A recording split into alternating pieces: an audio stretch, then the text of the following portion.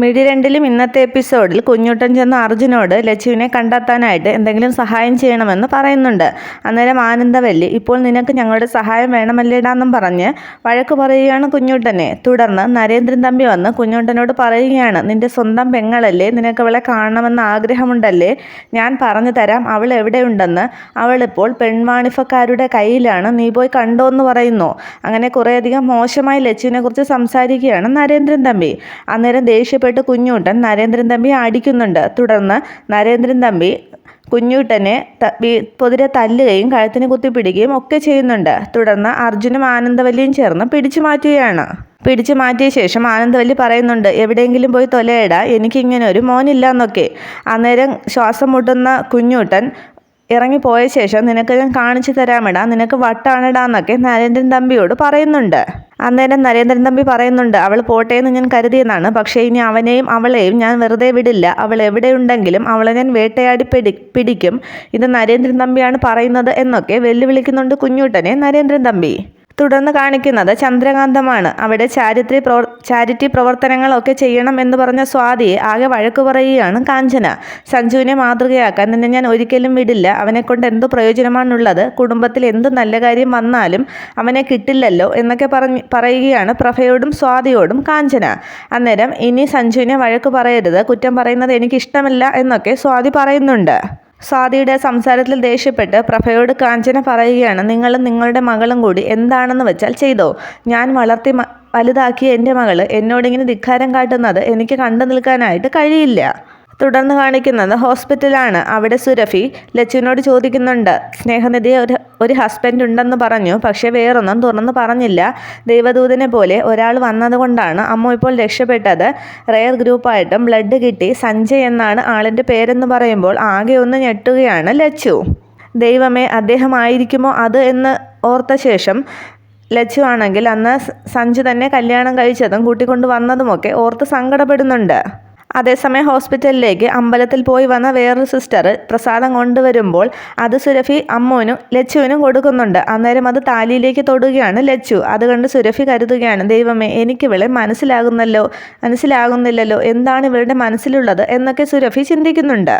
അതിനുശേഷം ലച്ചു സന്തോഷിക്കുന്നുണ്ട്. ദൈവദൂതനെ പോലെ അദ്ദേഹം എൻ്റെ കൂടെ ഉണ്ട്, ഞാൻ ആരാണെന്ന് അറിയാതെയാണ് അദ്ദേഹം എനിക്ക് ബ്ലഡ് തന്നത്, അദ്ദേഹത്തിൻ്റെ രക്തമാണ് ഇപ്പോൾ എൻ്റെ ശരീരത്തിൽ കൂടി ഓടുന്നത് എന്നൊക്കെ താലിയിൽ പിടിച്ചങ്ങ് ഓർത്ത് സന്തോഷിച്ചിരിക്കുകയാണ് ലച്ചു. തുടർന്ന് കാണിക്കുന്നത് വീണ്ടും ചന്ദ്രകാന്തമാണ്. അവിടെ സഞ്ജുവിനെ പറ്റിയുള്ള തൻ്റെ പരിഭവങ്ങൾ കാഞ്ചന പ്രഭയോട് പറയുന്നുണ്ട്.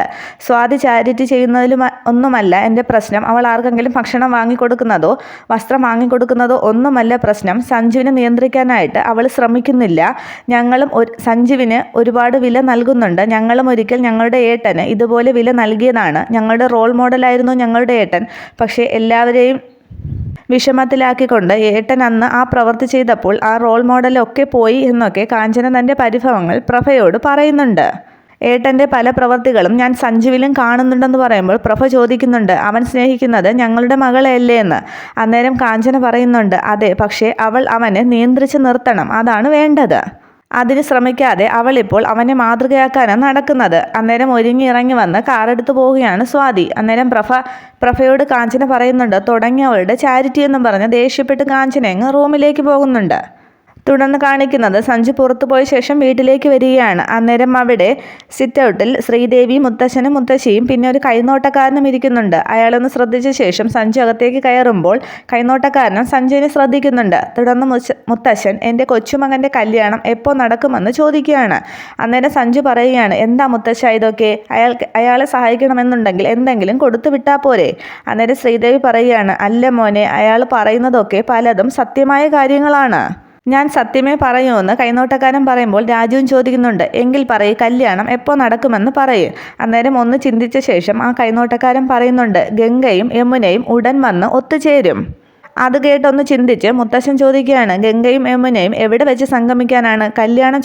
കല്യാണക്കാരൻ ചോദിക്കുമ്പോൾ ഇങ്ങനെയൊക്കെയാണോ പറയുന്നത്? അന്നേരം അയാൾ വീണ്ടും പറയുകയാണ്, ഗംഗയും യമുനയും ഇന്ന് സംഗമിക്കും. അന്നേരം ദേഷ്യത്തോടെ സഞ്ജു പുറത്തേക്ക് വന്ന്, മുത്തശ്ശ, ഇയാൾ എന്തെങ്കിലും കൊടുത്ത് പറഞ്ഞു വിടുന്ന്. അന്നേരം രാജു പൈസ കൊടുത്തിട്ട് പറയുകയാണ്, മണ്ടത്തരം പറയാതെ പോകാൻ നോക്കുന്ന. ദക്ഷിണ വാങ്ങിയ ശേഷം അയാൾ പറയുന്നുണ്ട്, ഗംഗയും യമുനയും ഉടൻ സംഗമിക്കും, ഇനി കൊഞ്ച നിമിഷം മാത്രം മതി, ആർക്കും തടയാനാകില്ല. അന്നേരം ശ്രീദേവി ചിന്തിക്കുന്നുണ്ട്, അയാൾ എന്തിനാണ് സഞ്ജുവിൻ്റെ മുഖത്ത് നോക്കി പരസ്പര ബന്ധമില്ലാതെ കാര്യങ്ങൾ പറയുന്നതെന്ന്. ദേഷ്യത്തോടു കൂടി സഞ്ജു അന്നേരം പറയുകയാണ്, നിങ്ങൾക്ക് നേരം പോകണമെങ്കിൽ നിങ്ങളുടെ കാര്യം മാത്രം ചോദിച്ചാൽ പോരെ, വെറുതെ ഓരോന്ന് മെനക്കെടുത്താൻ എന്ന് പറഞ്ഞ് ദേഷ്യപ്പെട്ട് സഞ്ജു അങ്ങ് മുകളിലേക്ക് പോവുകയാണ്. അതേസമയം ലച്ചുവിൻ്റെ അടുത്തേക്ക് ഹോസ്പിറ്റലിലെത്തുകയാണ് സ്വാതി. ലച്ചു ഉറങ്ങുകയായിരുന്നു അന്നേരം ഹലോ എന്ന് വിളിക്കുമ്പോൾ ലച്ചു തിരിഞ്ഞു നോക്കുന്നുണ്ട്. തുടർന്ന് റോസിൻ്റെ കസിനല്ലേ, എവിടെ റോസിനെന്നൊക്കെ ചോദിക്കുകയാണ്. അന്നേരം എനിക്കറിയില്ല എന്ന് ലച്ചു പറയുകയാണ്. തുടർന്ന് അവിടേക്ക് വന്ന നഴ്സിനോട് ഇത് റോസിൻ്റെ കസിനല്ലേ, എവിടെയാ റോസ്, ഇത് പിന്നെ ആരാന്നൊക്കെ തിരക്കുന്നുണ്ട്. അന്നേരം അത് അടുത്ത റൂമിലാണെന്ന് സിസ്റ്റർ പറയുന്നുണ്ട്. തുടർന്ന് സോറി എന്ന് ലച്ചുവിനോട് പറഞ്ഞ ശേഷം പോകാൻ തുടങ്ങിയാണ്. എന്നിട്ടും വീണ്ടും തിരക്കുകയാണ് എന്തു പറ്റിയതാണെന്ന്. അന്നേരം സിസ്റ്റർ പറയുകയാണ് ഇതൊരു മർഡർ അറ്റംപ്റ്റിൽ നിന്നും രക്ഷപ്പെട്ടതാണെന്നൊക്കെ. അന്നേരം സ്വാതി ചിരിച്ച് സോറി ഗെറ്റ് വെൽ സൂൺ എന്ന് പറഞ്ഞിട്ട് ലച്ചുവിൻ്റെ തോളിൽ തട്ടിയിട്ട് അടുത്ത റൂമിലേക്ക് പോകുന്നുണ്ട്.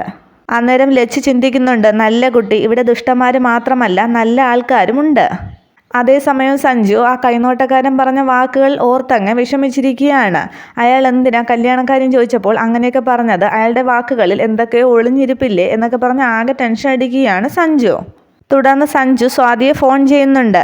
അന്നേരം സ്വാതി അമ്മുവിൻ്റെ ടേബിളിനടുത്തേക്ക് വന്നപ്പോൾ അവിടെ ഫോൺ വെച്ചിട്ട് മറന്നുപോയിരുന്നു. തുടർന്ന് ഫോൺ ബെല്ലടിക്കുമ്പോൾ ലച്ചു ഫോൺ എടുക്കുകയാണ്. അതേസമയം ബെല്ലങ്ങ് പെട്ടെന്ന് നിൽക്കുകയാണ്. ഫോൺ എടുത്ത് നോക്കിയ ശേഷം ലച്ചു തിരികെ ഫോൺ അങ്ങ് ടേബിളിൽ വയ്ക്കുന്നുണ്ട്.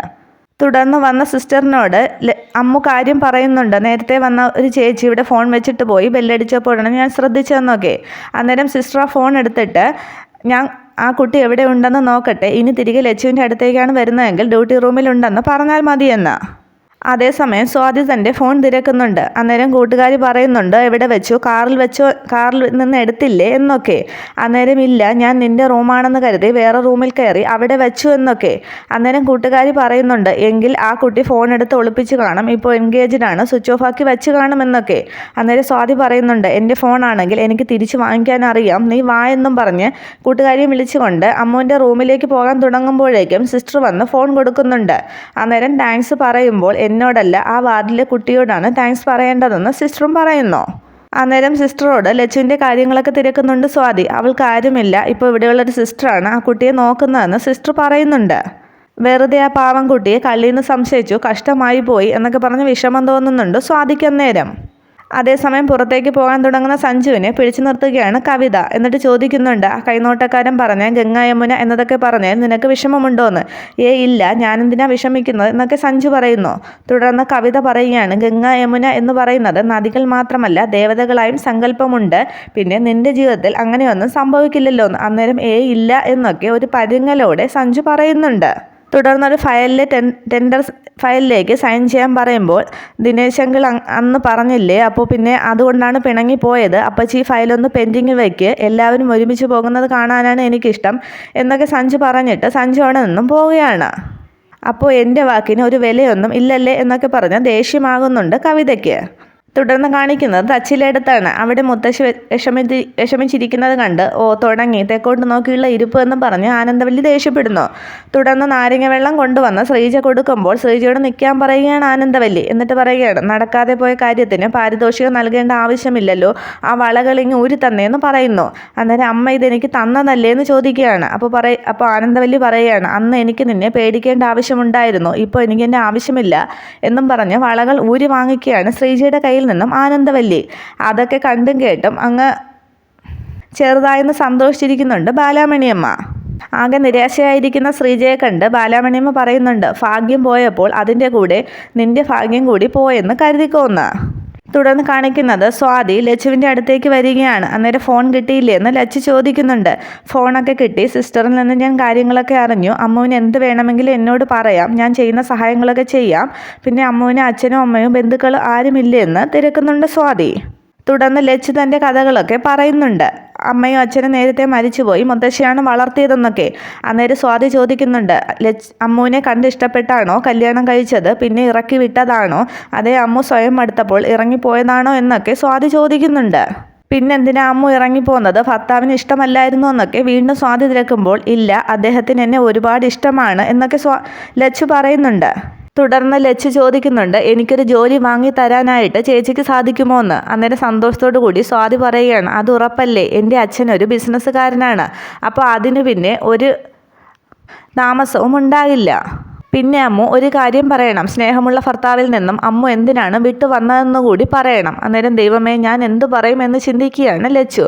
തുടർന്ന് സ്വാതി വീണ്ടും ചോദിക്കുകയാണ്, അപ്പോൾ ഭർത്താവിൻ്റെ വീട്ടുകാർക്ക് അമ്മുവിനെ ഇഷ്ടമല്ലായിരിക്കും അല്ലേ? അന്നേരം ഞാൻ പറയുന്നത് തെറ്റാണ്, എന്നോട് പൊറുക്കണേ ദൈവമേ എന്ന് പറഞ്ഞിട്ട് ലച്ചു പറയുകയാണ്, എൻ്റെ സ്ത്രീധനം അവർ വാങ്ങിയിട്ട് എന്നെ ഒഴിവാക്കി വിട്ടു. അദ്ദേഹത്തോട് വേറൊരു കല്യാണം കഴിക്കാനായിട്ട് നിർബന്ധിച്ചു. അവർക്ക് കുറേ കടങ്ങളുണ്ടായിരുന്നു. അദ്ദേഹത്തിന് മനസ്സമാധാനം ഉണ്ടാകട്ടെ എന്ന് കരുതി ഞാൻ സ്വയം ഇറങ്ങിപ്പോന്നതാണ് എന്നൊക്കെ ലച്ചു കള്ളം പറയുകയാണ്. തുടർന്ന് ഭർത്താവ് അന്വേഷിച്ചു വന്നില്ലേ എന്ന് സ്വാതി തിരക്കുന്നുണ്ട്. അദ്ദേഹം എന്നെ എല്ലായിടത്തും അന്വേഷിച്ചു. ഇനി നേരിൽ കണ്ടാലും ഞാൻ അദ്ദേഹത്തിൻ്റെ കൂടെ പോകില്ല. അദ്ദേഹം സുഖമായിട്ടിരുന്നാൽ മതി എന്നൊക്കെ ലച്ചു പറയുകയാണ്. തുടർന്ന് ഡോക്ടർ റൗണ്ട്സിന് വരാൻ സമയമായി, പേഷ്യൻ്റ് മാത്രമേ പാടുള്ളൂ എന്ന് നഴ്സ് വന്ന് പറയുമ്പോൾ സ്വാതി അമ്മുവിൻ്റെ കൈപിടിച്ച് പറയുകയാണ്, ഇപ്പോൾ ഞാൻ പോട്ടെ, വീണ്ടും ഞാൻ അമ്മുവിനെ കാണാനായിട്ട് വരാം, എല്ലാ പ്രശ്നങ്ങൾക്കും ഒരു പരിഹാരം ഉണ്ടാക്കാം എന്നും പറഞ്ഞിട്ട് സ്വാതി അവിടെ നിന്നും പോകുന്നു. അതേസമയം തച്ചിലെടുത്ത് വീണ്ടും മുത്തശ്ശി വിഷമിക്കുകയാണ്. എൻ്റെ ജീവിതം അങ്ങ് തീരാൻ പോവുകയാണെന്ന് തോന്നുന്നു, എനിക്കിനിയും ഇത് താങ്ങാൻ പറ്റില്ല എന്നൊക്കെ പറഞ്ഞ് ലച്ചുവിനെ ഓർത്ത് സങ്കടപ്പെടുകയാണ്. അന്നേരം കുഞ്ഞൂട്ടൻ സമാധാനിക്കുന്നുണ്ട്, ഇന്ന് വിളി വരും മുത്തശ്ശി എന്നും പറഞ്ഞ്. അന്നേരം ആനന്ദവല്ലി ശ്രീജയും വന്ന് വീണ്ടും വഴക്ക് പറയുകയാണ്, ഒരു പെണ്ണിൻ്റെ ജീവിതം നിങ്ങളായിട്ട് കഷ്ടത്തിലാക്കിയതാണ്, അവളെ ഏതെങ്കിലും പുഴയിൽ പിടിച്ച് തള്ളുന്നതായിരുന്നു ഇതിലും ഭേദം. അന്നേരം കുഞ്ഞൂട്ടൻ പറയുകയാണ്, നിങ്ങളൊക്കെയല്ലേ അതിന് കാരണം, നിങ്ങളായിട്ടാണ് ഇങ്ങനെ ഒരു ഗതി ലച്ചുവിന് ഉണ്ടാക്കി കൊടുത്തത് എന്നൊക്കെ. അവളുടെ ഇരട്ടി പ്രായമുള്ള നരേന്ദ്രേട്ടനെ കൊണ്ട് വിവാഹം കഴിക്കാൻ നോക്കിയതാണ് നിങ്ങൾ ചെയ്ത ചതി എന്നൊക്കെ കുഞ്ഞൂട്ടൻ പറയുമ്പോൾ ആനന്ദവല്ലി ദേഷ്യപ്പെടുന്നുണ്ട്. നിർത്തട, നരേന്ദ്രൻ എന്ത് അയോഗ്യതയാണുള്ളത്, പ്രായക്കൂടുതലോ? നരേന്ദ്രൻ അവളെ കല്യാണം കഴിച്ചിരുന്നെങ്കിൽ അവൾക്ക് ഈ നാട്ടിൽ പഞ്ചായത്ത് പ്രസിഡന്റിന്റെ ഭാര്യ എന്നും പറഞ്ഞ് വിലസി നടക്കാമായിരുന്നോ? വേറെ എന്ത് സ്ഥാനമാണ് അവൾക്ക് കിട്ടാനുള്ളത്? പിന്നെ നരേന്ദ്രൻ പറഞ്ഞതുപോലെ അവളെ കെട്ടിക്കൊണ്ടുപോയവൻ അവളെ കൈമാറിയെങ്കിൽ നരേന്ദ്രൻ്റെ ഇരട്ടി പ്രായമുള്ളവരായിരിക്കും ഇനി അവളെ തിരക്കി വരാൻ പോകുന്നത് എന്നൊക്കെ പറഞ്ഞ് മോശമായിട്ട് ലച്ചുവിനെ പറ്റി സംസാരിക്കുന്നുണ്ട് ആനന്ദവല്ലി. അന്നേരം തൊഴുതു ബാലാമണിയമ്മ പറയുന്നുണ്ട്, ദൈവമേ എനിക്കിതൊക്കെ കേൾക്കേണ്ടി വന്നല്ലോ എന്ന്. അന്നേരം കുഞ്ഞൂട്ടൻ പറയുന്നുണ്ട്, അവളെപ്പറ്റി ഇനിയും വേണ്ടാതീനം പറയരുതെന്ന്. അന്നേരം ആനന്ദവല്ലി ചോദിക്കുകയാണ്, എങ്കിൽ പിന്നെ അവൾ എവിടെയിടാ, ഭൂമി പിളർന്നങ്ങ് താഴേക്ക് പോയോ? ഉടലോടെ സ്വർഗത്തിലേക്ക് കെട്ടിയെടുത്തോ? രണ്ടും കൂടി ഇരുന്ന് മോങ്ങുന്നു എന്നും പറഞ്ഞ് ദേഷ്യപ്പെട്ട ആനന്ദവല്ലി അവിടെ നിന്നും അങ്ങ് മാറിപ്പോകുന്നു.